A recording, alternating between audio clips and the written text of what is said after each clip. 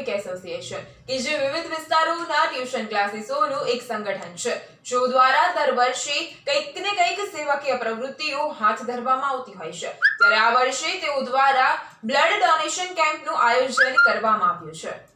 સુરત શહેરમાં છેલ્લા 32 વર્ષથી ચાલતા સુરત એકેડેમિક એસોસિએશન દ્વારા દર વર્ષે અનેક સેવાકીય કાર્યો કરવામાં આવતા હોય છે। સુરત એકેડેમિક એસોસિએશન વિશે વાત કરીએ તો તે સુરત શહેરના વિવિધ વિસ્તારોમાં આવેલા ટ્યુશન ક્લાસીસોનું એક સંગઠન છે કે જે દર વર્ષે અનેક સેવાકીય કાર્યો કરી રહી છે, ત્યારે આ વર્ષે સુરત એકેડેમિક એસોસિએશન દ્વારા બ્લડ ડોનેશન કેમ્પનું આયોજન કરવામાં આવ્યું છે। આ કેમ્પમાં અનેક નામી અનામી વ્યક્તિઓ હાજર રહ્યા હતા અને સાથે જ સ્ટુડન્ટોએ પણ બ્લડ ડોનેટ કર્યું હતું, જેને પગલે સુરત એકેડેમિક એસોસિએશન દ્વારા સૌ કોઈનો આભાર વ્યક્ત કરવામાં આવ્યો હતો। હું મુકેશ પરમાર, સુરત એકેડેમિક એસોસિએશનમાં વર્તમાન પ્રમુખ। સુરત એકેડેમિક એસોસિએશન છેલ્લા 32 વર્ષથી વિવિધ સેવાકીય પ્રવૃત્તિઓ કરતી આવી છે અને એના ભાગરૂપે આજ રોજ મેગા બ્લડ ડોનેશન કેમ્પનું આયોજન કરવામાં આવ્યું છે। અત્યાર સુધી કેટલું ડોનેટ થઈ ગયું છે અને શું આશા લાગે છે? અત્યાર સુધીમાં નિયરેસ્ટ 50+ બ્લડ ડોનેટ થઈ ગયું છે અને 300+ ટાર્ગેટ લઈને અમે ચાલીએ છીએ। જે આયોજન કરવાનો મુખ્ય હેતુ શું હતો? આયોજન પાછળનો હેતુ એ છે કે સુરત શહેરમાં આવેલી ઈચ્છારામ મજમુદાર ચેરિટેબલ ટ્રસ્ટ કે જે થેલેસેમિયાથી પીડિત 200થી વધુ બાળકોને વિના મૂલ્યે 20થી 25 દિવસની અંદર એ લોકોને જે બ્લડ ટ્રાન્સફ્યુઝ કરવાનું કામ છે એ વિનામૂલ્ય કરી આપે છે, એટલે એ સંસ્થા માટે આજનો આ કાર્યક્રમ ખાસ રાખવામાં આવેલ છે। સુરતની જનતાને તમે શું સંદેશો આપવા માંગો? સુરતની જનતાને આપના મારફતે સંદેશો આપીશું કે નિયમિત રક્તદાન કરવું જોઈએ। રક્તદાન કરવાથી કોઈ જ નુકસાન નથી। રક્ત જ એક એવી વસ્તુ છે કે જે ક્યાંય મળતી નથી, એટલે રક્તદાન એ મહાદાન છે। હું યઝદી નૌશીરવાન કરંજા, સુરત એકેડેમિક એસોસિએશનનો આજના સભ્ય।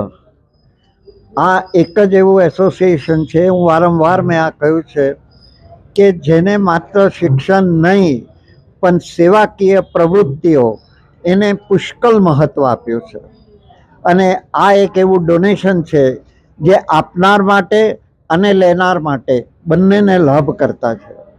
હું સુરત એકેડેમિક એસોસિએશનને એટલા માટે ખૂબ વખાણું છું કે એમાં આવેલા તમામ સભ્યો પોતે ઇન્ડિપેન્ડન્ટ કોચિંગ ક્લાસીસ ચલાવે છે, છતાં એકબીજા પ્રત્યે જે સ્નેહભાવ, જે પ્રેમ એ રાખે છે અને એક ફેમિલી હોય તે રીતે એ લોકો રહે છે, એને હું નમ્રપણે વંદન કરું છું। આ એસોસિએશન જેવું એસોસિએશન હું નમ્રપણે માનું છું કે ભારતભરમાં ક્યાંય ન હોય। મોટું હશે, કરોડોપતિ હશે, પણ આ પ્રેમ અને સદભાવના માત્ર આ જ એસોસિએશનમાં છે એ હું આપને ખાતરીપૂર્વક કહું છું।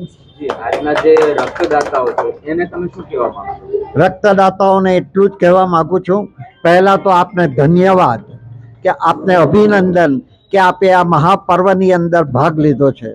એક બીજું એમ કહેવા માગું છું કે આ પર્વને અટકાવશો નહીં, વર્ષો વર્ષ ચાલુ જ રાખજો। રક્તદાન એ મહાદાન જરૂર છે, પણ સાથે સાથે હું એમ કહું છું કે આપણા સ્વાસ્થ્ય માટે પણ એ બહુ લાભદાયક। હું શૈલેષ જરીવાલા, માજી કોર્પોરેટર અને હાલ સુરત શહેર બીજેપી ખજાનચી। આજનું જે આયોજન છે એ ખરેખર ખૂબ સરાહનીય છે અને ઘણા લોકોને ખ્યાલ નથી, પણ રક્તદાન એક રક્તની જે બોટલ થાય ને એમાંથી 3 જણને લાભ થાય છે। એ લોકો એમાંથી પ્લાઝમા છૂટું કરે એટલે એ કોઈને કામ લાગે, બીજો આપણે લિપિડ પ્રોફાઇલ છૂટું કરે એમાંથી પણ કામ લાગે છે। તો એક રક્તદાતા 3 જણને જીવતદાન આપે એવું કહી શકાય। તો રક્તદાન એ જ જીવતદાનને સાર્થક કરતો આજનો આ જે કાર્યક્રમ છે એ ખરેખર ખૂબ સરાહનીય છે અને સુરત એકેડેમિક એસોસિએશન વર્ષો વર્ષ આવા કાર્યક્રમો કરતા રહેશે એવી હું શુભેચ્છા આપું છું। જે આજના રક્તદાતાઓને તમે શું કહેવા માંગશો? હું રક્તદાતાઓને એ જ કહું છું કે તમે જે રક્તદાન કરો છો એ ખરેખર ઉમદા કાર્ય તો છે જ, પણ સાથે તમે બીજા લોકોને પણ જાગૃત કરો, જેથી રક્તદાનની અછત જે કોઈ વાર સર્જાય છે એ પણ ન સર્જાય અને દરેકને પૂરતું રક્ત મળી રહે। હું યશવંત વ્યાસ, સુરત એકેડેમિક એસોસિએશનના સ્થાપક પ્રમુખ। આજથી 32 વર્ષ પહેલાં અમારા મનમાં એક વિચાર આવ્યો હતો કે દરેક વ્યવસાયકારોનું એક એસોસિએશન હોય છે, તો શા માટે કોચિંગ ક્લાસીસનું એસોસિએશન ન હોય? તો વિચાર વહેતો મૂકવાની સાથે જ બધા મિત્રો સંમત થયા, એસોસિએશનની સ્થાપના થઈ। જોતજોતામાં 32 વર્ષો વીતી ગયા।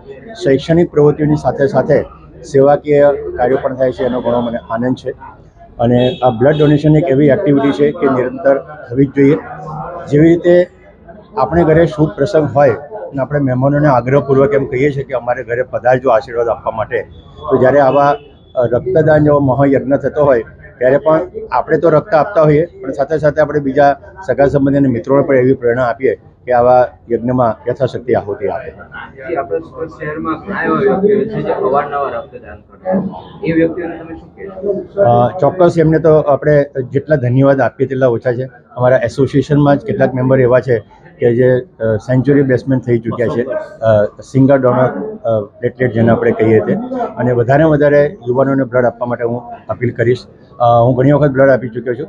અત્યારે હવે ઉંમરને કારણે જ્યારે નથી આપી શકાતું ત્યારે એક અફસોસ થાય છે કે આ એક એવી સેવા હતી કે આપણે સ્વૈચ્છિક રીતે કરી શકતા હતા, અને ઉંમરના બાદને કારણે એ સેવા નથી થઈ શકતી, એનો એક અફસોસ અત્યારે ચોક્કસ છે, પણ બીજાને પ્રેરણા આપવાનું ચોક્કસ ગમે છે.